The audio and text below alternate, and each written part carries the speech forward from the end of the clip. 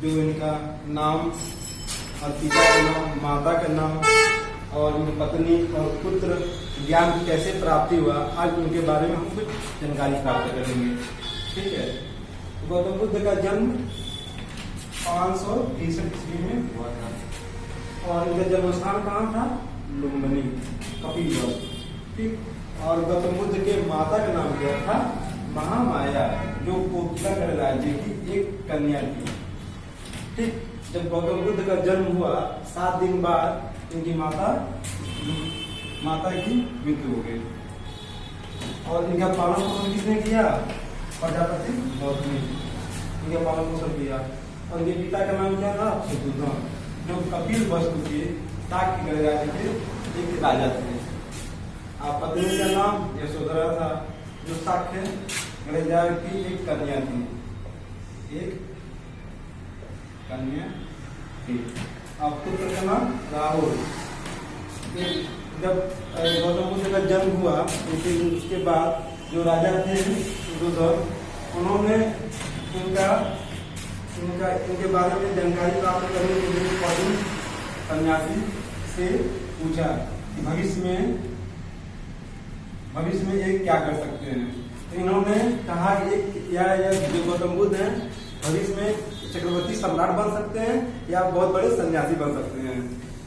तो इनकी बातों को जानकर तब शत्रुघ्न ने 16 वर्ष की आयु में गौतम बुद्ध का शादी करवा दिया यशोधरा से और 28 वर्ष की आयु में इनके पुत्र की प्राप्ति हुई, जो नाम था राहुल। ठीक है। और ऐसे ही इनका समय बीतता गया। इन्होंने जब राजमहल से बाहर निकला तो इनके रास्ते में चार चीजें दिखाई दी। जो पहला था वृद्ध व्यक्ति और दूसरा जो दिखाई दिया बीमार व्यक्ति और तीसरा जो दिखाई दिया मृत व्यक्ति और चौथा जो दिखाई दिया सन्यासी। जब सन्यासी को इन्होंने देखा, जो सन्यासी को देखा तो इसके बारे में पूछे कौन जा रहा है, तो इन्होंने बताया कि सन्यासी है। सन्यासी तो कुछ सबसे अलग राजपाट से दुनिया से कोई सबसे अलग वो अपने ज्ञान प्राप्ति के लिए सन्यासी बना हुआ है। इसको देखकर इन्होंने सन्यासी बनने का फैसला लिया और 28 वर्ष की उम्र के बाद इन्होंने अपना राजमहल छोड़ दिया और अपने सारथी और अपने घोड़े के साथ इन्होंने अनोमा नामक एक नदी है वहां पर गए और अपना सब जो कपड़े पहने थे, जो राजा महाराजा पहनते, उसको त्याग कर एक साधारण व्यक्ति बन के इन्होंने ज्ञान की प्राप्ति की खोज में निकल पड़े। और ज्ञान कैसे प्राप्ति हो? जब तक कोई गुरु ना मिले। और इन्होंने जब ज्ञान प्राप्ति के लिए निकल पड़े तो चलते चलते रास्ते में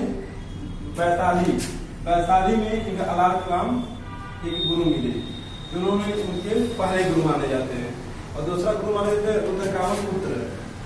इनसे कुछ ज्यादा ज्ञान प्राप्त नहीं हुआ, ये खुद अपने आप को ज्ञान प्राप्त करने के लिए बौद्ध गया गए। जो वहाँ पर बौद्ध गया जाने के बाद वहाँ पर 5 ब्राह्मण पहले से ही तपस्या कर रहे थे। उनको देखकर इन्होंने वहीं पर तपस्या करना चालू किया। तपस्या चालू कर रहे थे।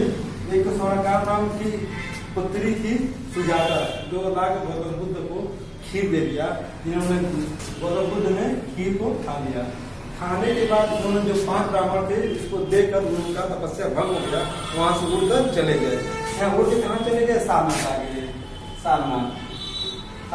लेकिन गौतम बुद्ध ने अपना जो तपस्या था वहां पर कंटिन्यू करते हुए 35 वर्ष की अवस्था में इन्होंने पीपल वृक्ष के नीचे पुनपुन नदी जिसे रेंजना या फल्गु नदी कहते हैं, वैशाख पूर्णिमा के दिन ज्ञान की प्राप्ति हुई।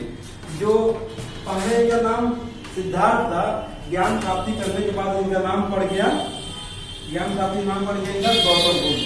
जो जिनको ज्ञान प्राप्त हो जाता है उन्हें बुद्ध कहा जाता है।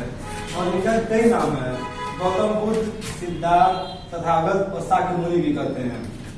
जब ज्ञान प्राप्ति करने के बाद इन्होंने फिर से यहाँ से वहां से निकले और फिर से इन्होंने गए सारनाथ जाने के बाद जो यहाँ से 5 ब्राह्मण गए थे, इन्होंने वहां पर अपना खुद इनको अपना ज्ञान दिया, इन्हें अपना ज्ञान दिया। ज्ञान देने के बाद इन्होंने इन पांचों को ज्ञान दिया।